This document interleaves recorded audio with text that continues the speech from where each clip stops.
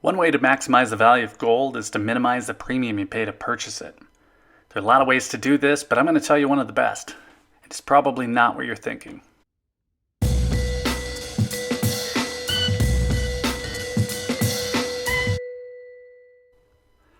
Now, normally when you think of 4/9 fine gold coins from the US Mint, you don't typically think of low premiums.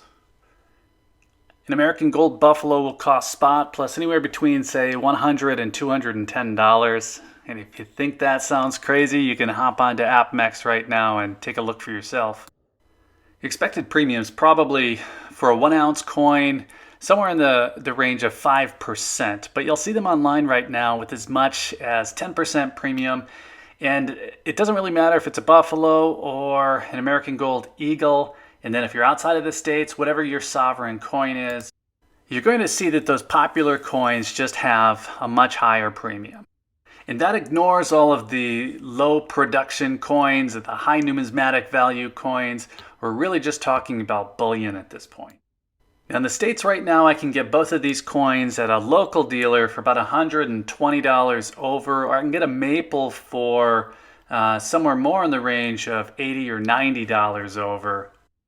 And that makes a maple leaf a really good option here in the States if you're looking to kind of bring down that amount of premium. It's still a very well-known coin here. It's an easy to move coin. There are a few cons when you go to sell them if you're taking them to a dealer. Now, any dealer is going to pick up any of these coins happily. But you're going to see a couple of things. First, the dealer is going to want these coins to be in good shape. And second, they're going to pay more for the US Mint coins, again, if you're here in the States. And that makes sense because they're going to sell them better. They're going to sell them easier, and they're going to sell them for more. And all that's good and fine if these are the coins that you already have, because to get the most out of your gold coins, you want to make sure that you have the least amount of hassle if you ever want to go and sell them. Now, none of these coins would be considered low premium, especially if you buy them online. But there are coins that are going to get a lot more expensive even than these. Your typical anniversary or low production coins, proof coins. If you buy them direct from the mint, there's going to be a huge premium on top of the gold value itself. And if you buy them second party, they can even get more expensive depending on how popular the coin seems at the time of production. So if you take a look at this American Liberty 225th anniversary gold coin, if you were to get this from the Mint direct, the US Mint, it's going to cost $26.40, so $2,640, and that works out to be about a 25% premium.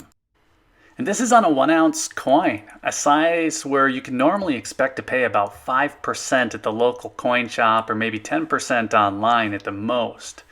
Now, I like to buy from the LCS whenever I can, but I do notice that I have a better selection and nicer looking coins if I buy them through an online dealer like APMEX. And if you're picky like me to a crippling degree, or if you just really like specific coins, there are reasons now and then maybe where I personally think it's okay to pay that higher premium. I don't like it, but I'm willing to do it. But then I'll get in these phases where I want to bring down my cost, whether that's for larger purchases or fractional. And there's a lot of talk on YouTube, and maybe I put some of it out there myself, about buying gold with low premiums. And it typically goes like this. The recommendation is to buy, say, old European coins like sovereigns or LMU 20 francs, maybe ducats or even Mexican pesos and libertads if you're around here in the States. And honestly, I like all of those options, with maybe roosters being a personal favorite, but the reality is that there are better options, and I'm going to explain. So the reason that I'm spinning around modern bullion coins from the US Mint and the Royal Canadian Mint is that I don't buy the ducats anymore, and I don't buy the sovereigns or the roosters, because in the past I've actually had a lot of difficulty moving them. And this isn't to knock on anybody's strategy, because some people just simply aren't going to sell their coins. And if we're being honest, I'm probably a little bit too narrow in my selection of the coins that I want to buy. And that, I guess, is prior to me finding this coin. Now, I've known about these coins for a long time. Well, it came out in 2017, so for a little time. But These high relief coins are just incredible looking coins, but I would never pay more for this coin than I would for, say, like a buffalo. The buffalo is just simply more well known. I don't have to explain to anybody what that is, how much it should be worth. If I ever want to sell it, say peer to peer, and people just aren't going to be as familiar with this particular coin. But one of the things that it has going for it that's obvious is that it's coming from the US Mint.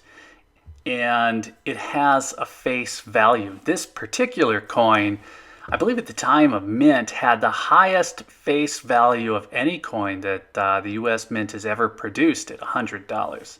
And so if I were to show this to somebody, the fact that it's a US Mint coin is gonna take hold a little bit quicker than, say, like an old European coin where I'm trying to convince them it's X amount of gold weight and it's X size and this is a restrike or not a restrike.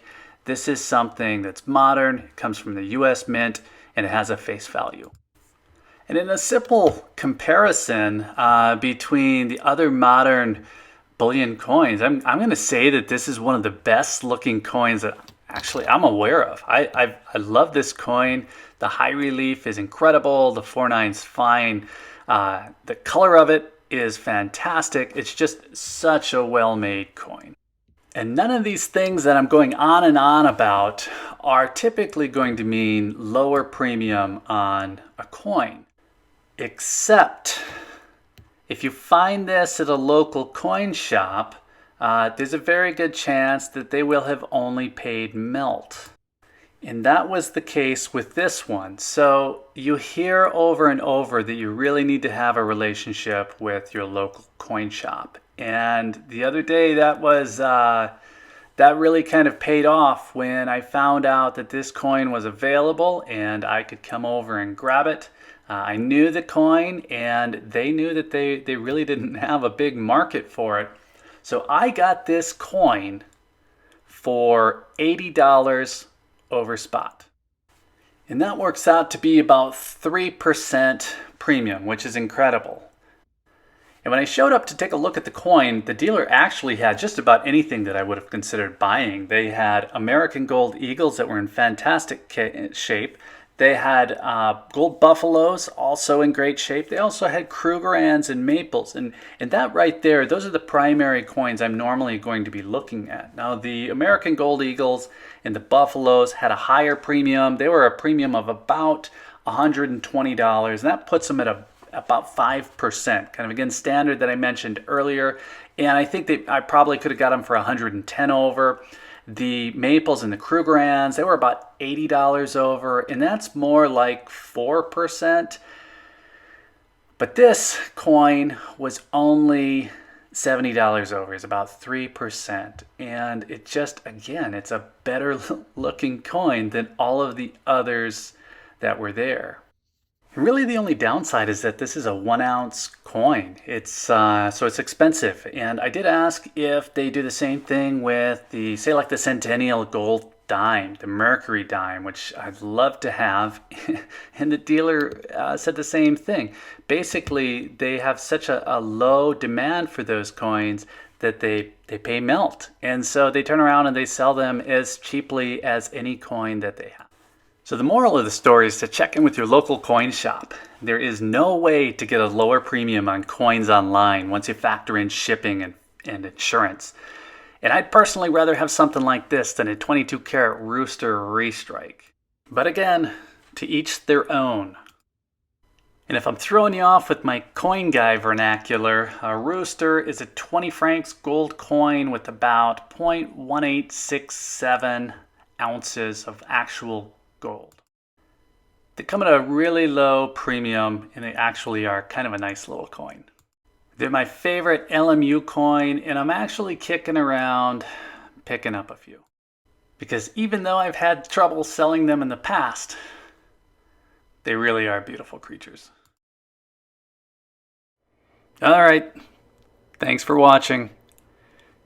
Don't hold this part against me. Comments are a fantastic place to let me know what you think, so be sure to use them. And if you like low premium on gold, hit that like button. Take care, everybody.